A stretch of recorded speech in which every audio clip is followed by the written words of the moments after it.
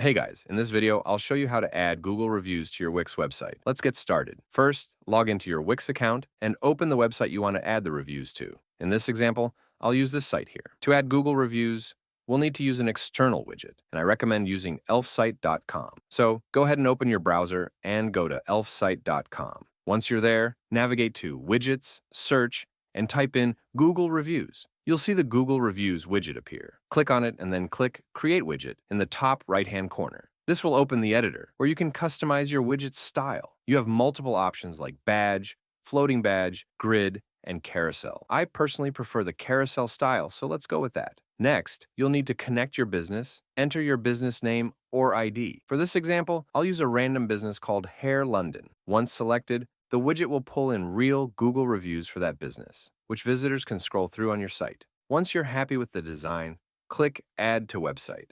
You'll need to sign up for an account on Elfsite if you haven't already. You can use Google, Facebook, or email. After signing in, select a plan. The free Lite plan works for one website and includes a reasonable number of views. Click Select to continue. Now you'll get a code snippet. Copy it and go back to your Wix editor. In the editor, click Add Elements, search HTML Embed, and choose the Embed HTML option.